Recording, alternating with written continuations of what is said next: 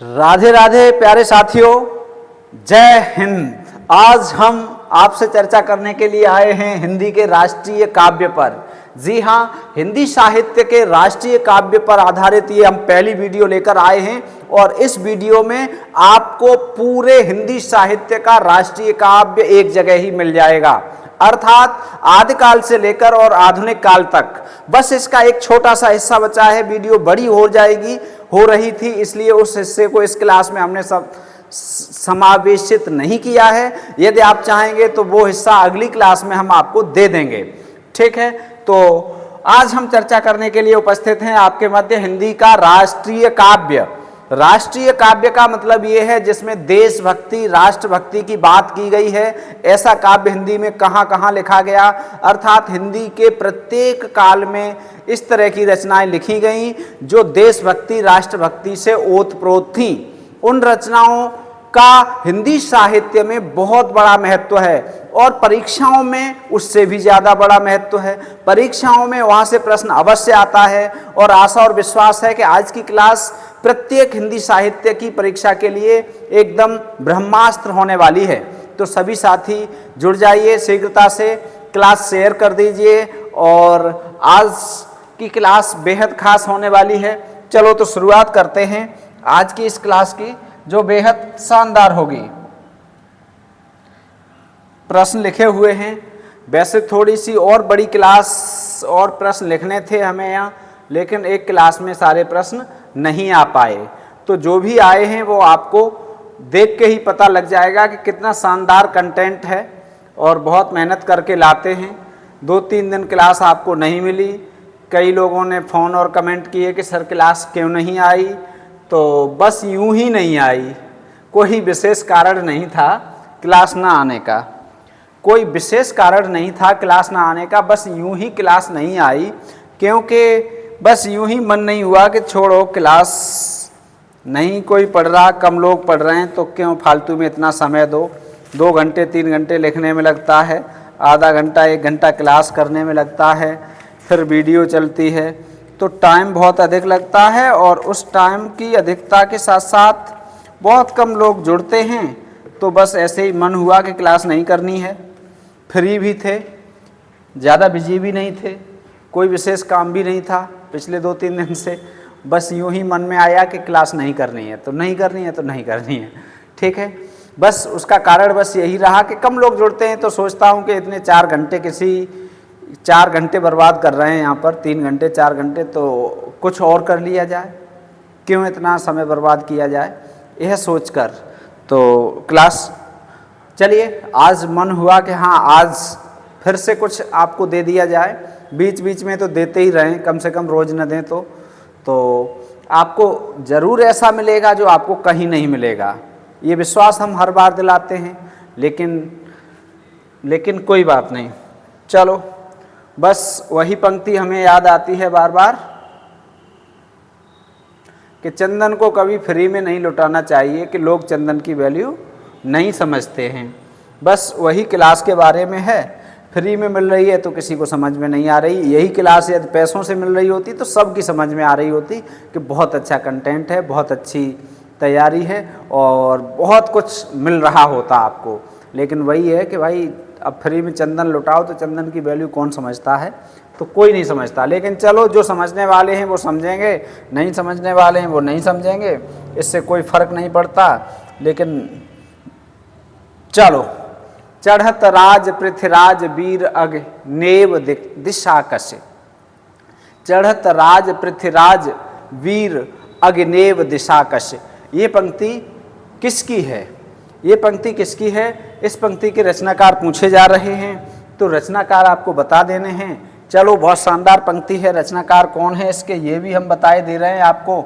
तो रचनाकार कौन है आपको थोड़ा सा देख के ही पता लग गया होगा कि इस पंक्ति के रचनाकार हैं चंदवरदाई। कौन है? चंदवरदाई। लो, चंदवरदाई, ठीक है, चंदवरदाई।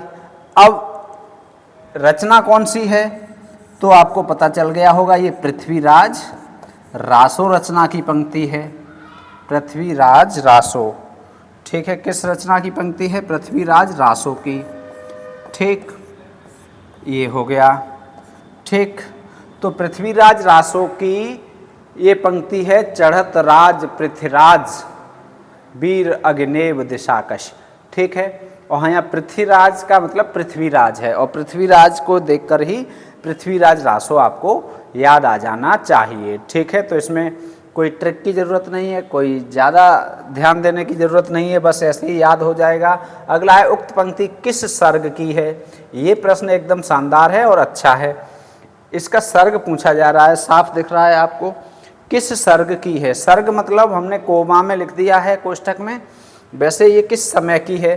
तो पृथ्वीराज रासो में समय कितने हैं ये हमने आपको बता दिए हैं। कितने समय हैं? 69 समय हैं।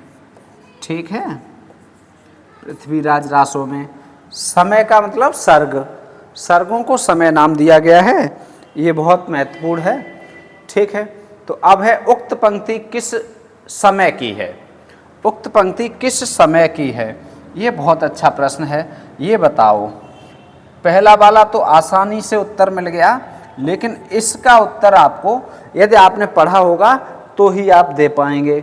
बताओ किस समय की है? तो उक्त पंक्ति पृथ्वीराज रासो के रेवा तट, रेवा तट ये समय का नाम है।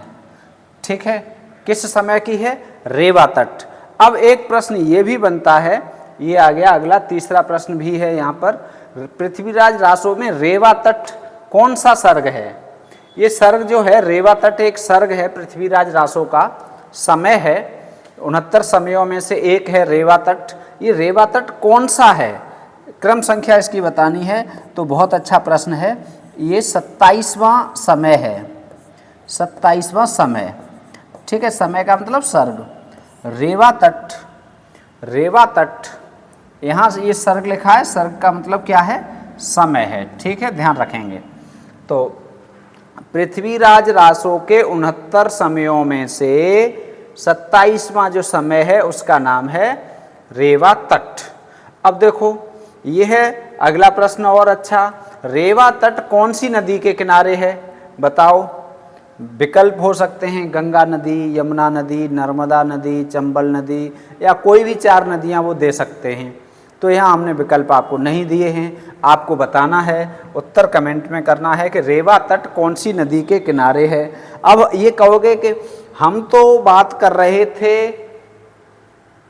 हिंदी में राष्ट्रीय काव्य की, देशभक्ति से युक्त काव्य की, तो ये जो रेवा तट है ये देशभक्ति या राष्ट्रभक्ति से संबंधित काव्य है इस सर्ग में, इस समय में, इसलिए इसकी चर्चा यहाँ बहुत ज़रूरी है। और बहुत वैसे इस पर कई क्लास आएंगी, आ सकती हैं यदि आप चाहोगे तो, लेकिन फ़िलहाल ये जो क्लास है यदि आपको ये अच्छी लगती है तो फिर आगे बात करेंगे, नहीं तो कोई बात नहीं। हमने तो सोचा था बच्चन सिंह का इतिहास आपको पूरा करा दें, हिंदी साहित्य का आधुनिक हिंदी साहित्य का इतिहास, हिंदी साहित्य का दूसरा इतिहास भी पूरा करा दें। तो आधुनिक हिंदी साहित्य का इतिहास में 1 क्लास, 2 क्लास, 3 क्लास, पहली क्लास में बहुत अधिक लोग जुड़ते हैं और व्यूज भी ज़्यादा आते हैं, दूसरी क्लास में उससे कम, तीसरी क्लास में उससे कम, चौथी क्लास में उससे भी कम। तो फिर इससे अच्छा है कि उसे पूरा न किया जाए। जब ऐसे ही व्याकरण में हमने आपको छंद करा दिए, छंद इतने अच्छे से करा दिए, हमें विश्वास है कि आपको पूरे यूट्यूब पर छंद, विशेषतः वर्णिक छंद इतने अच्छे कहीं नहीं मिलेंगे, लेकिन उसमें भी संख्या धीरे धीरे कम होती गई, कम होते पर भी करा दिए। तो क्या है कि छंद, अब रस में वही संख्या हुई तो रस की 2-3 क्लास हुई, फिर हमने रस रोक दिए, अलंकार भी नहीं कराए, व्याकरण भी इसीलिए नहीं करा रहे हैं कि धीरे धीरे कोई भी टॉपिक एक तरफ से, आप ये कहते हैं पाठ्यक्रम को एक तरफ से करा दीजिए, तो टीजीटी का पीजीटी का पाठ्यक्रम हम एक तरफ से करा देंगे। लेकिन हमें विश्वास है पहले दिन हम कराएंगे तो ज़्यादा लोग होंगे, फिर घटेंगे, फिर घटेंगे, फिर घटेंगे, क्योंकि आपको क्रमशः पूरे पाठ्यक्रम पढ़ने की आदत नहीं है। आपको ये लगता है कहाँ से पढ़ लें, यहाँ से पढ़ लें, बस वही पढ़ लें जो पेपर में आ जाए, बस वही पढ़ लें कुछ जो पेपर में आ जाए, 125 प्रश्न पढ़ लें। तो 125 प्रश्न पढ़ने से काम चलने का नहीं है। यदि आप सफलता चाहते हो तो आपको पता होगा 4100 पद हैं लगभग, टीजीटी पीजीटी दोनों में, ठीक है, जो आपकी परीक्षा होनी है। टीजीटी पीजीटी में 4100 पद हैं लगभग, 13 लाख फॉर्म पड़े हैं, 13 लाख परसों के अखबार में था। अब 13 लाख में से 4000 हटेंगे, 12 लाख और 96,000, तो ये 12,96,000 बाहर होंगे। तो 12,96,000 कौन बाहर होंगे? वो ऐसे ही बाहर होंगे जो कभी इधर पढ़ लिया, कभी थोड़ा पढ़ लिया, कभी जो गंभीरतापूर्वक पूरा पाठ्यक्रम नहीं पढ़ रहे, जो सरल और कठिन व्याकरण, संस्कृत, साहित्य सारी चीज़ें एक ढंग से नहीं पढ़ रहे, मतलब औरों की अपेक्षा जो कम पढ़ रहे हैं। आप समझ सकते हो कि इन 13 लाख में से इन 12,96,000 वाली लिस्ट में नाम किसका आएगा और 4,000 वाली लिस्ट में नाम किन का आएगा। तो ये बहुत बड़ी संख्या है, ये वाली, ये बहुत छोटी संख्या है। इस बड़ी संख्या में से निकल के और इस छोटी संख्या में शामिल होने के लिए आपको, आप समझते हो, दिन रात एक करना है, आपको सारा पाठ्यक्रम घोल के पी लेना है, तब कर पाओगे, ठीक है। तो हल्के हल्के में पढ़ने से कुछ नहीं होता है कि आपको 125 प्रश्न मिल जाएं, बस वहीं से प्रश्न आप पेपर कर दें, तो ऐसा मेरे हिसाब से तो नहीं है। और कोई ऐसा करा रहा है तो भाई कर लो, 125 प्रश्न पढ़ लो, हो जाए काम आपका, बहुत अच्छी बात है। हमारी तो शुभकामनाएं रहेंगी आपके साथ, ठीक है। चलो, तो ये रेवा तट हमने आपको बता दिया क्योंकि इसमें देशभक्ति काव्य है, ठीक है, देशभक्ति या राष्ट्रभक्ति काव्य है, इसलिए रेवा तट की चर्चा हो रही है। रेवा तट कौन सी नदी के किनारे है? तो ये रेवा तट नर्मदा नदी के किनारे है। कौन सी नदी के किनारे है? नर्मदा, ठीक है, याद रखेंगे, नर्मदा नदी के किनारे है रेवा तट, ठीक है। अभी फिलहाल इस रेवा तट पर इतनी ही चर्चा। अगला है 5वां प्रश्न, गया न कीन्ही जिन कलयुग माँ, गया न कीन्ही जिन कलयुग माँ, कासिम घोड़ दान नहीं दीन, और जन्मत बैरी जिन मारा ना, नाहक जन्म जगत में लीन। अब ये इसकी तर्ज और इसकी पंक्तियां देखकर आपको कुछ याद आया हो शायद, क्योंकि इस तर्ज पर हमने पहले भी आपको कुछ पंक्तियां सुनाई थीं। गया न कीनी जिन कलयुग माँ, कासिम घोड़ दान नहीं दीन, और जन्मत बैरी जिन नहीं मारा, जिन मारा ना, नाहक जन्म जगत में लीन। गया न कीनी जिन कलयुग माँ, जिन्होंने कलयुग में गया नहीं किया, जिन्होंने कलयुग में धर्म नहीं किया। कासिम घोड़ दान नहीं दीन, जिन्होंने कासिम घोड़े या दान नहीं किया, जिन्होंने कलयुग में धर्म या दान नहीं किया, धर्म नहीं किया, दान नहीं दिया। जन्मत बैरी जिन मारा ना, जो जन्म का बैरी है उसे जिसने मारा नहीं, जीवित छोड़ दिया। नाहक जन्म जगत में लीन, फालतू में ही उसने इस संसार में जन्म लिया है जिसने ये काम नहीं किए। तो ये वीरता का वर्णन है, और किस ग्रंथ में है आप समझ गए होंगे, ये आल्हा खंड में है, ठीक है, परमाल रासो, ठीक है, परमाल रासो की ये पंक्तियां हैं, ठीक है। इसे आल्हा खंड के नाम से भी जाना जाता है, आल्हा खंड, हमारे यहाँ आल्हा भी कहा जाता है सीधे सीधे, ठीक है। वर्षा ऋतु में गाया जाता है ये आल्हा खंड, और ये किनका है?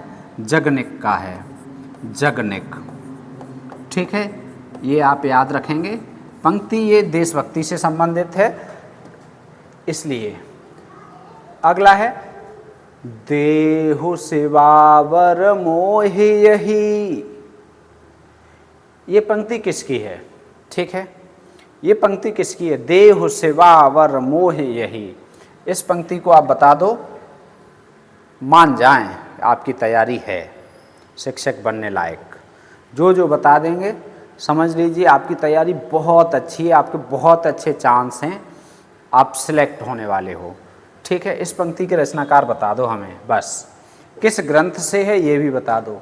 देहु सेवा बर मोहे यही, देहु सेवा बर मोहे यही, इस पंक्ति के रचनाकार और इस पंक्ति का ग्रंथ कौन से ग्रंथ से लिया गया है ये हमें बता दो। बस ये हम समझ लेंगे आपने बहुत अच्छी सी तैयारी कर रखी है। बता दो भाई तो फिर।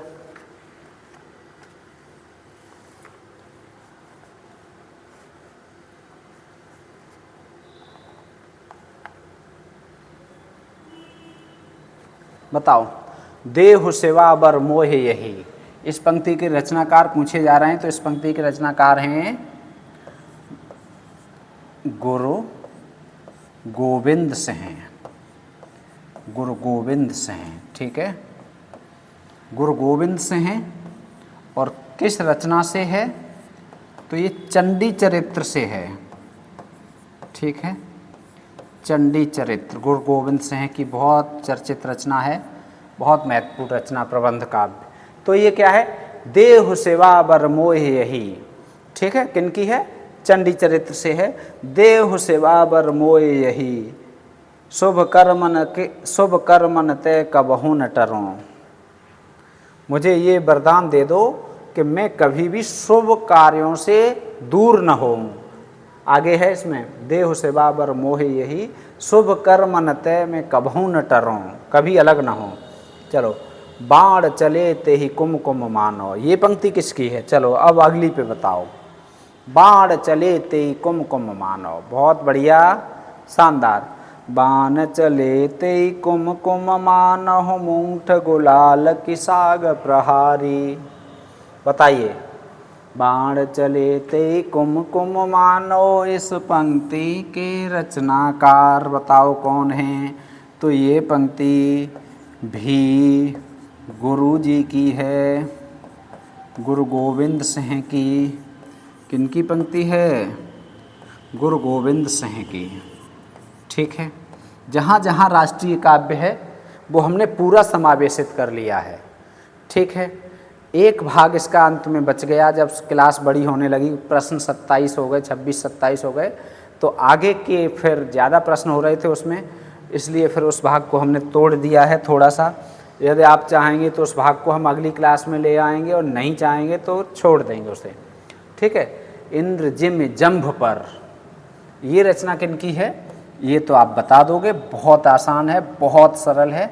ये है रीतकाल के भक्त कवि, रीतकाल के देशभक्त कवि, ऐसे कह लो, भक्त नहीं, देशभक्त कवि। कौन है?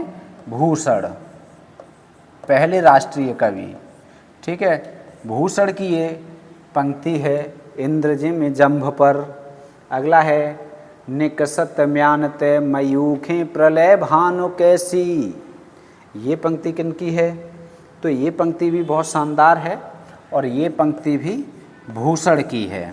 वैसे इस पंक्ति पर हमने पहले चर्चा भी की है, और यदि आपको पता है कि इसमें किनकी प्रशंसा की जा रही है, कौन से महाराज की प्रशंसा की जा रही है, तो आप अवश्य बता दीजिए कमेंट करके। नहीं मालूम है तो कोई बात नहीं। अगला है, भीतर भीतर सब रस चूसे। ये भी आपको आ रही होगी, भीतर भीतर सब रस चूसे। किनकी है ये पंक्ति?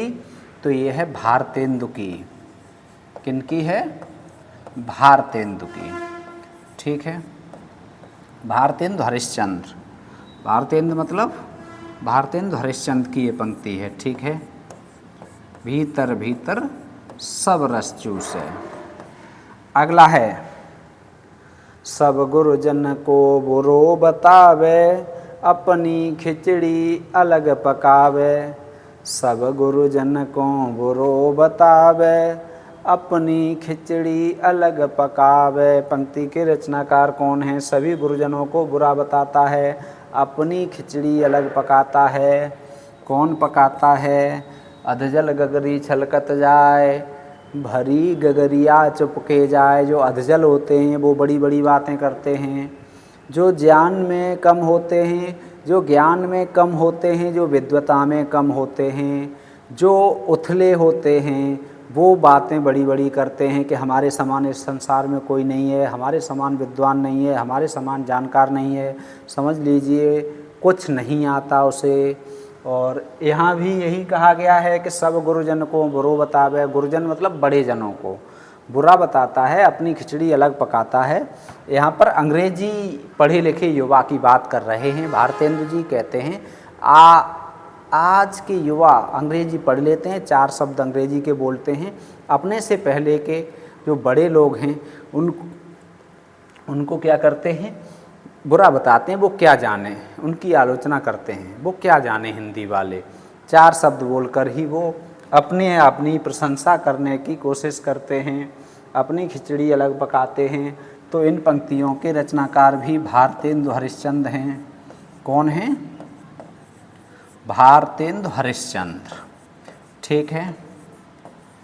सावन के सोमवार चल रहे हैं और भोले बाबा आप सब पर कृपा करें। ठीक है, भोले बाबा आप सबको सफलता प्रदान करें। कर्म भूमि और जन्मभूमि, कर्म भूमि और जन्मभूमि, जननी जन्मभूमिश्च स्वर्गादप्य गरीयसी। जननी और जन्मभूमि स्वर्ग से भी बढ़कर है। भगवान श्री राम ने भी ये बात मानी थी। तो बताओ कर्म भूमि और जन्मभूमि, इन कविताओं के रचनाकार कौन हैं? सीधे सीधे कविताओं का नाम पूछा गया है यहाँ पर। कर्म भूमि और जन्मभूमि 2 कविताएं एक साथ रख दी हैं। ठीक है, बताओ कर्म भूमि और जन्मभूमि। कर्म भूमि का मतलब जहाँ आप काम करते हैं, जहाँ आप शिक्षक बनने के बाद जहाँ नौकरी करेंगे वो आपकी हो गई कर्म भूमि।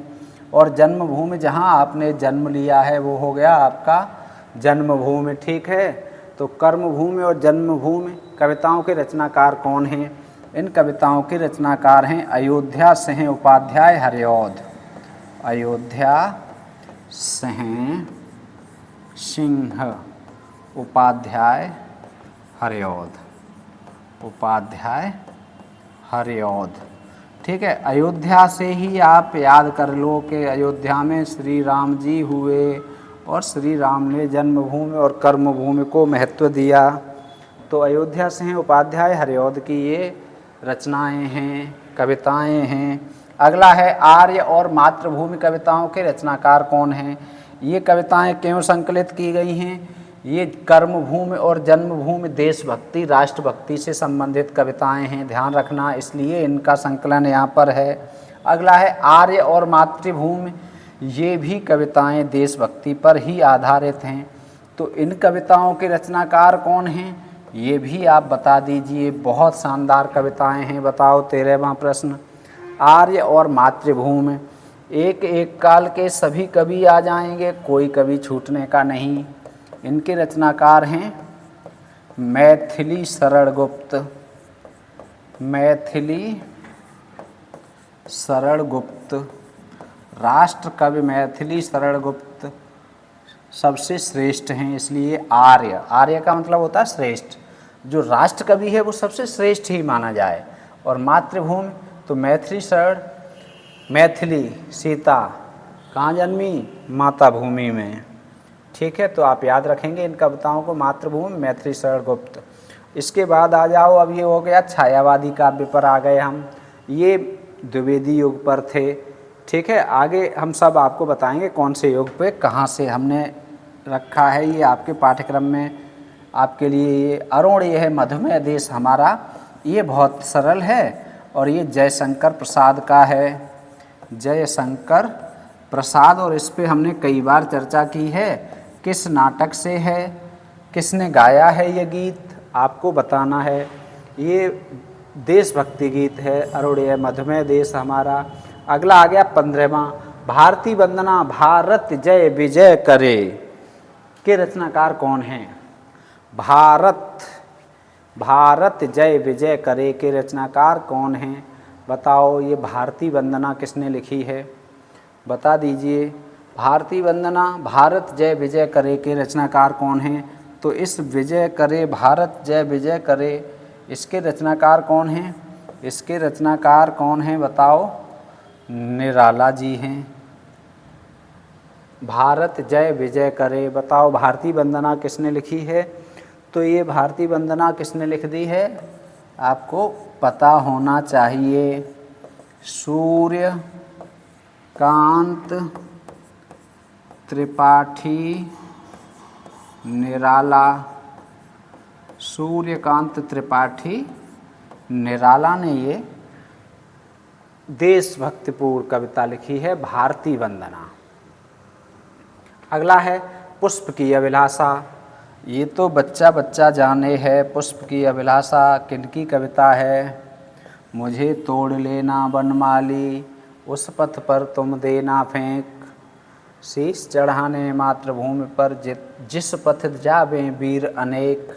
माखन लाल चतुर्वेदी जी ने ये कविता लिखी है। माखन लाल चतुर्वेदी, इन्हें कहा जाता है एक भारतीय आत्मा। क्या कहा जाता है?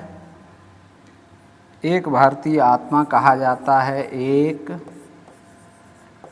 भारतीय आत्मा के नाम से पुकारा जाता है माखन लाल चतुर्वेदी को। ठीक है, तो किसने कह दिया ये?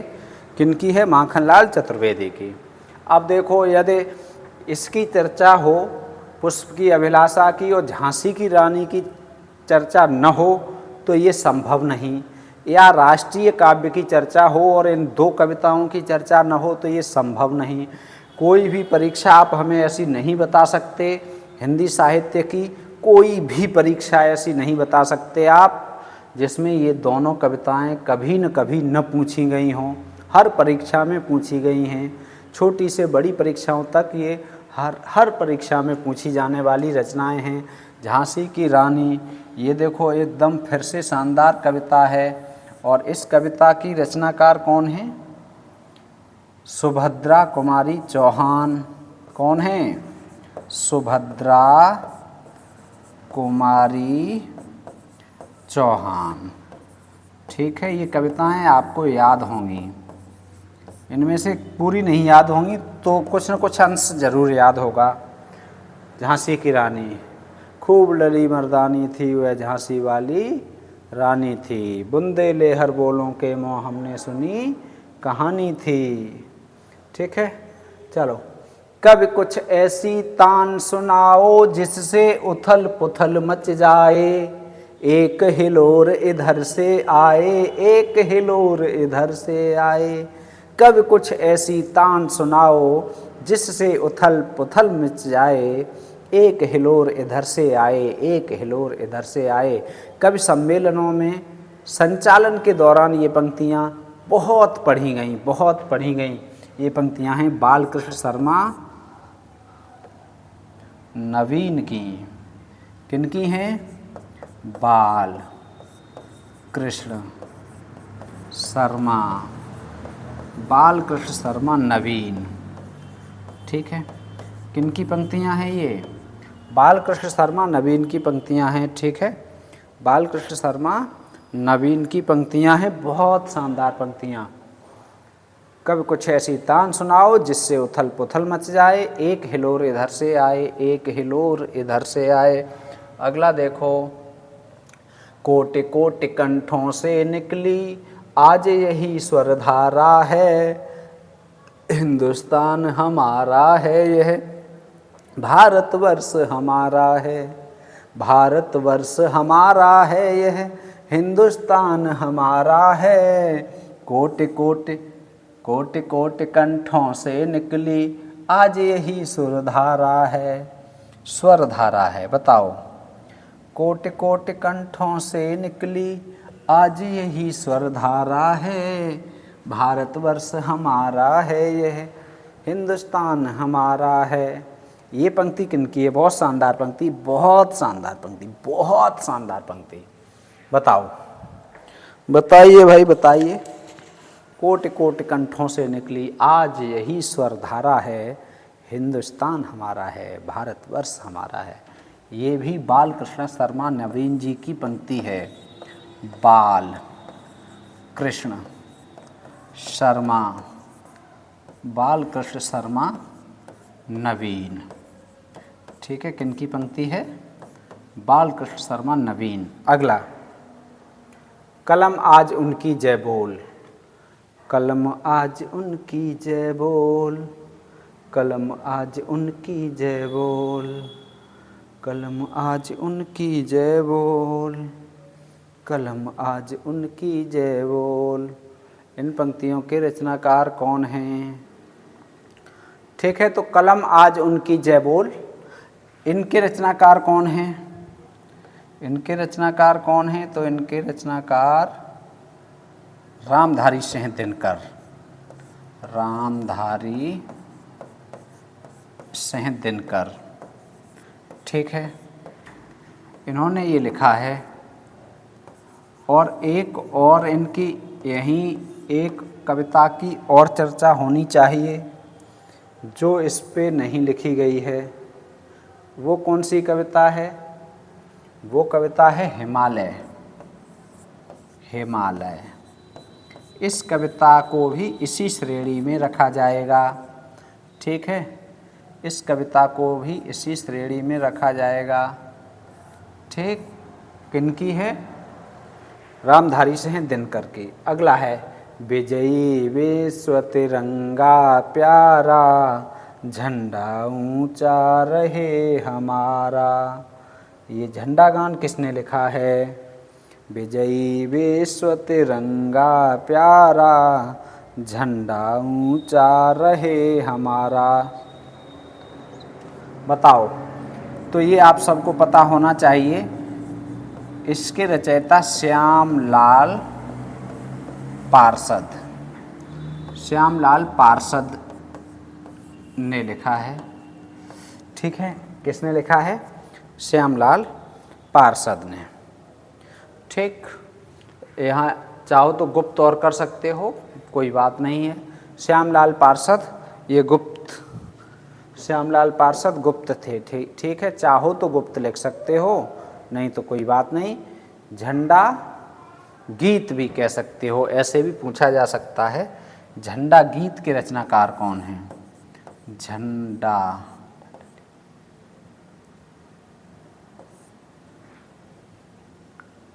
गीत के रचनाकार कौन हैं? तो झंडा गीत के रचनाकार श्यामलाल पार्षद, श्यामलाल गुप्त पार्षद जी हैं। चेतक की वीरता के रचनाकार बता दीजिए। चेतक की वीरता, इस कविता के रचनाकार बता दो। चेतक की वीरता किनकी है? किनकी है? तो चेतक की वीरता के रचनाकार हैं श्याम नारायण पांडे। कौन हैं? श्याम नारायण पांडे। चेतक की वीरता, ठीक है, चेतक की वीरता के रचनाकार श्याम नारायण पांडे जी हैं। अगला देख लो अब, उठो धरा के अमर सपूतो। कितने अच्छे अच्छे ये गीत हैं, देशभक्ति गीत। तो ये आपको याद होने चाहिए। ठीक है, ये याद होने चाहिए, बहुत बढ़िया बढ़िया हैं। बताओ,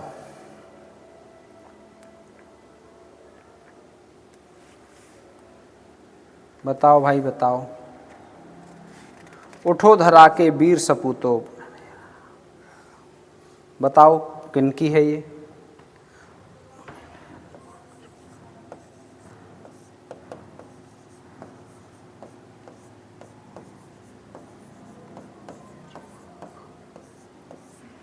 पुनः नया निर्माण करो। ये लो, एक पंक्ति इसमें हमने और जोड़ दी। उठो धरा के अमर सपूतो, पुनः नया निर्माण करो। जन जन के जीवन में फिर से नई स्फूर्ति नव प्राण भरो। उक्त पंक्ति के रचनाकार कौन हैं आप लिख दीजिए। द्वारका प्रसाद माहेश्वरी।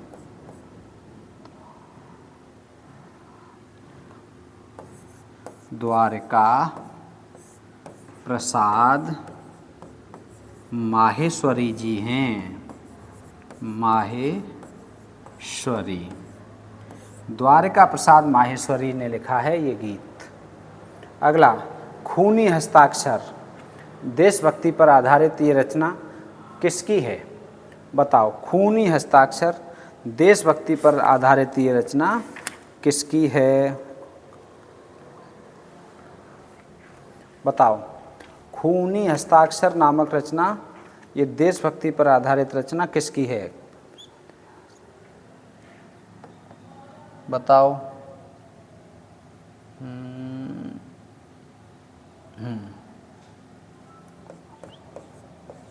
गोपाल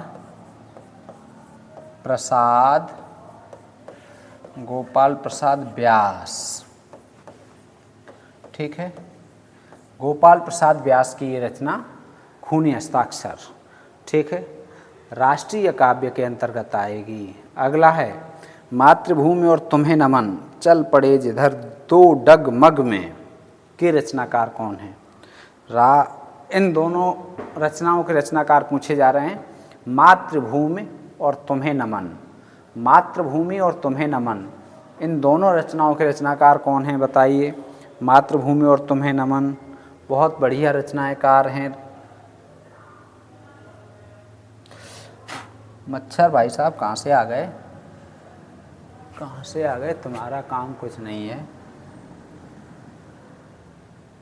चलो बताओ। मातृभूमि और तुम्हें नमन, सोहन लाल द्विवेदी जी। सोहन लाल द्विवेदी जी।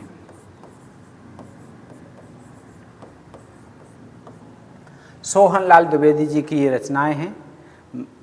देशभक्ति परक एकदम नंबर 1 का काव्य है। अगला है कदम मिलाकर चलना होगा, कदम मिलाकर चलना होगा और उनकी याद करें। ये अलग अलग पंक्तियां हैं दो। कदम मिलाकर चलना होगा और उनकी याद करें, ये 2 पंक्तियां हैं। इन पंक्तियों के रचनाकार कौन हैं? एक पंक्ति है कदम मिलाकर चलना होगा, दूसरी पंक्ति है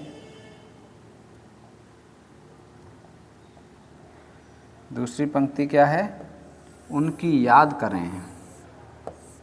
इन दोनों पंक्तियों के रचनाकार कौन हैं बताओ? यदि इन दोनों पंक्तियों के रचनाकार भी यदि आपने बता दिए तो भी मैं मान जाऊंगा कि आपकी तैयारी सिलेक्ट होने की है। ठीक है, एकदम निश्चिंत रहो, पढ़ाई करते रहो और आपका चयन पक्का है। बता दो ये रचनाएं किन की हैं, बता दो ये पंक्तियां किन की हैं। ठीक है, बहुत शानदार पंक्तियां हैं, बता दीजिए ये पंक्तियां किन की हैं, तो फिर हमें भी विश्वास हो जाए आपके ऊपर। ये पंक्तियां हैं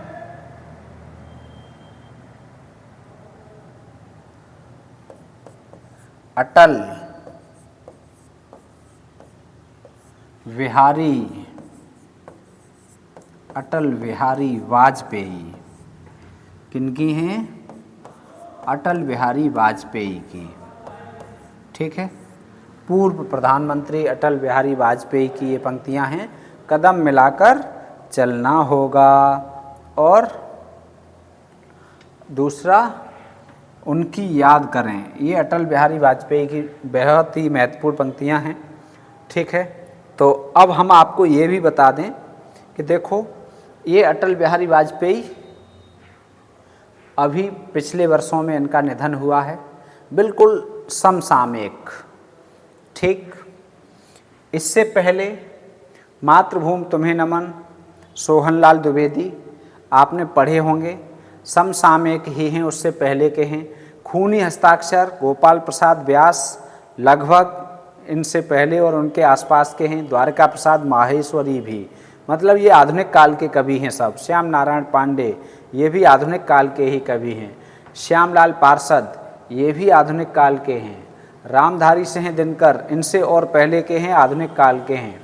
बालकृष्ण शर्मा नवीन आधुनिक काल की पंक्ति है ये। ठीक है, काल पूछा जाए तो बालकृष्ण शर्मा नवीन आधुनिक काल। सुभद्रा कुमारी चौहान आधुनिक काल की पंक्ति, झांसी की रानी कविता। माखनलाल चतुर्वेदी एक भारतीय आत्मा आधुनिक काल के कवि हैं।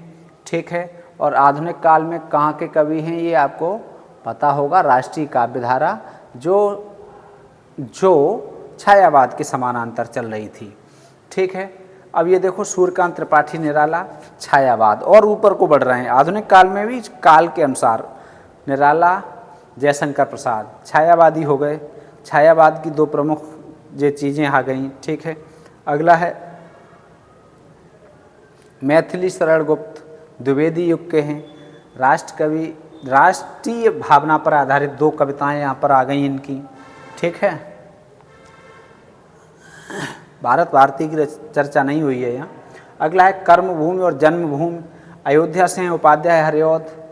ठीक है, कहाँ चल रहे हैं? और ऊपर को।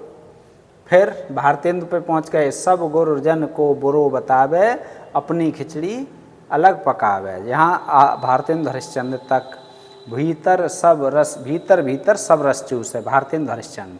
यहाँ तक आ गए आधुनिक काल के कवि। ठीक है, अब बात हो रही है, ये देखो भूषण मतलब रीतकाल का है। ये भूषण रीतकाल की पंक्ति है। ठीक है, अब बाण चले ते कुमकुम मानो भक्ति काल, ये भी भक्ति रीतकाल में है। फिर उसके बाद गुरु गोविंद से हैं। ठीक है, अब देखो ये गुरु गोविंद से कौन से काल में है बताइए? ये ऊपर हैं उनसे, भक्ति काल से। अगला कौन सा है? परमाल रासो, वीर गाथा काल में पहुंच गए। परमाल रासो कहाँ आ गए? वीर गाथा काल में। ठीक है, देखो एक यहाँ इनका हम आपको काल स्पेशली रख दें, ये फिर भूलो करो कहीं, बाकी आप याद बनाए रखेंगे। इनका याद रखेंगे, भक्त काल के हैं ये। ठीक है, अब देखो वीर गाथा काल में परमाल रासो आ गया, और ये आपका पृथ्वीराज रासो का आ गया। रेवा तट नर्मदा नदी 27वां समय है, पंक्ति रेवा तट समय से है। ठीक है, और हिंदी का राष्ट्रीय काव्य। कहने का मतलब ये है कि आदिकाल से लेकर और समसामयिक वर्तमान काल तक के महत्वपूर्ण राष्ट्रीय काव्य पर चर्चा हो गई। अब एक हिस्सा और इससे भी महत्वपूर्ण बचा है। उस हिस्से को यदि आप पढ़ना चाहते हो तो कमेंट करके अवश्य बताइए। उसमें भी राष्ट्रीय काव्य की बहुत अच्छी पंक्तियां हैं जो हम आपको इसी क्लास में देना चाह रहे थे, लेकिन समयाभाव के कारण हम आपको यहाँ पर वो उपलब्ध नहीं करा सके। यदि इसकी PDF चाहिए तो प्रद्योत गुरुकुल टेलीग्राम चैनल से जुड़ जाइए, और यदि वार्ता करनी है तो 9758432887 इस मोबाइल नंबर से हमसे बात कर सकते हैं। मिलेंगे फिर। क्लास अच्छी लगे तो लाइक करके जाएं, दोस्तों को शेयर करके जाएं। क्लास से जुड़ने के लिए बहुत बहुत धन्यवाद। भोले भंडारी आप पर कृपा करें, राधा रानी आपको आशीर्वाद दें, सफलता मिले आपको। बहुत बहुत धन्यवाद, बहुत बहुत धन्यवाद।